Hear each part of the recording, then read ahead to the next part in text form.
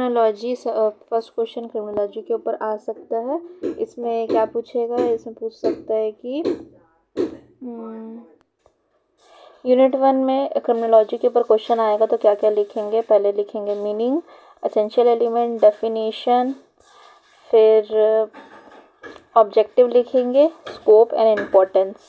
ये सब ओवरलैप कर सकते हैं लेकिन ये पूरा, हाँ उसमें ये भी आएगा। स्कोप इम्पोर्टेंस के बाद स्कूल्स वगैरह भी आएंगे, स्कूल भी इम्पोर्टेंट है। फंक्शन ऑफ क्रिमिनोलॉजी, उसके बाद लिखेंगे school of criminology. Meaning, criminology का मीनिंग बस एक ही होता है, स्टडी ऑफ क्राइम। मीनिंग वही है, क्राइम की स्टडी। एसेंशियल फीचर्स क्या क्या है, एसेंशियल एलिमेंट्स क्या क्या है इसके, तो ये फोकस करता है क्राइम्स के ऊपर, टाइप्स के ऊपर और उसके कॉजेज़ के ऊपर। स्टडी करता है क्रिमिनल्स के दिमाग को, बिहेवियर को, माइंडसेट को। और सोशल फिनोमिना के बारे में बताता है कि क्या चीज़ रिजल्ट की है, सोसाइटल फैक्टर जो कि रिजल्ट किया है क्राइम को। विक्टिम सेंट्रिक रहता है क्रिमिनोलॉजी, ऑल्सो इंक्लूड विक्टिमोलॉजी जो विक्टिम्स के बारे में स्टडी करता है। Impact of crime over the victim, फिर न्यू क्राइम्स वगैरह को भी वो करता है, इनकॉर्पोरेट करता है। Organise crime, cyber crime, white collar crime, और हेल्प करता है क्रिमिनल जस्टिस को रिफॉर्म या लॉ मेकिंग करने में। डेफिनेशन 2 है, professor Sutherland defines criminology as the body of knowledge regarding the crime as social phenomena। Define करता है, क्रिमिनोलॉजी डिफाइन करता है, नहीं, डेफिनेशन क्या है क्रिमिनोलॉजी की, एक बॉडी ऑफ नॉलेज है जो कि किसके रिगार्डिंग है, क्राइम्स की, एज ए सोशल फिनोमिना। मतलब सदरलैंड में डिस्क्राइब किया क्राइम को, क्रिमिनोलॉजी को एज ए सोशल फिनोमिना, और इसकी स्टडी को हम लोग बोलते हैं, उसको बोलते हैं हम लोग क्रिमिनोलॉजी। क्रिमिनोलॉजी एक बॉडी ऑफ नॉलेज है regarding the crimes and the criminals and the efforts of the society to repress और प्रिवेंट देम।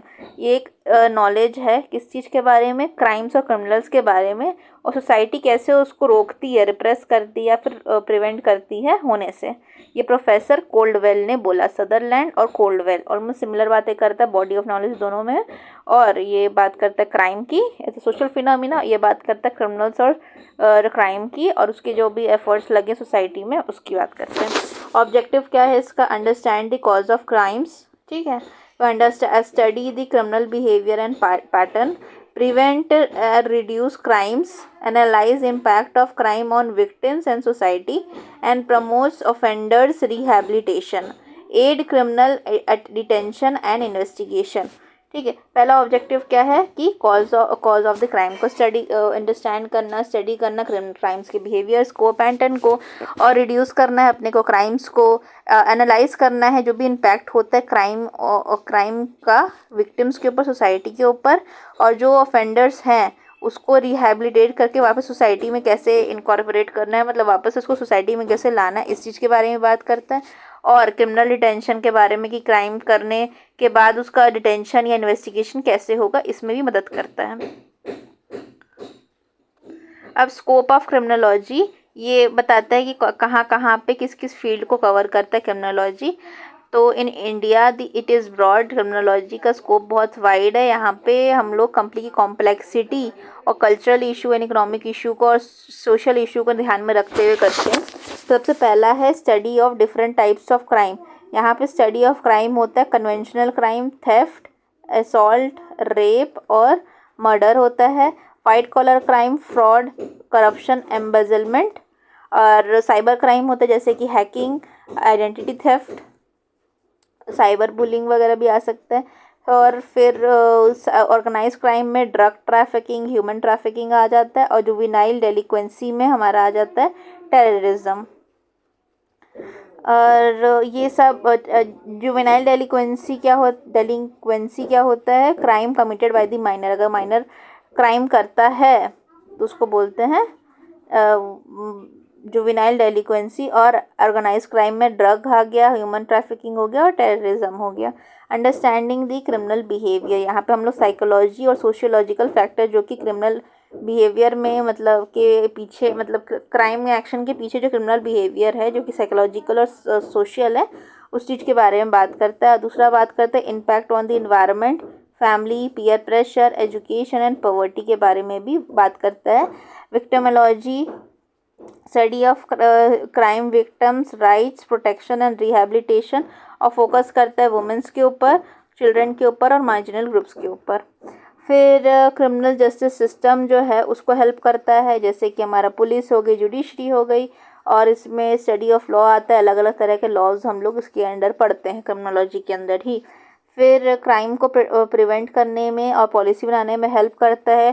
क्रिमिनोलॉजिस्ट जो होते हैं, जो क्राइम की स्टडी करते हैं, वो प्रिवेंटिव इशू फ्रेम करते हैं क्रिमिनोलॉजी के थ्रू और रिकमेंड करते हैं पॉलिसीज़ को।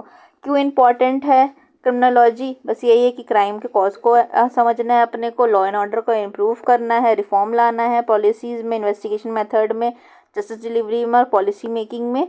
फिर उसके बाद प्रोटेक्शन ऑफ राइट्स को प्रोटेक्ट करना है, किसके जो एक्यूज हैं उसके, और विक्टिम्स के राइट्स जो हैं वो प्रोटेक्टेड रह सके। लॉ रिफॉर्म लाना है, पॉलिसी बनाना है अपने को।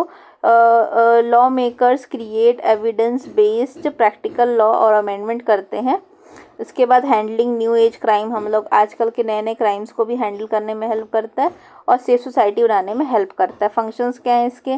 साइंटिफिक स्टडी होती क्राइम की, असिस्टिंग लॉ इन्फोर्समेंट, गाइड करता है पुलिस को, फॉरेंसिक को, डिटेक्टिव्स को, ताकि वो क्रिमिनल प्रोफाइलिंग या फिर सॉल्व कर सकें।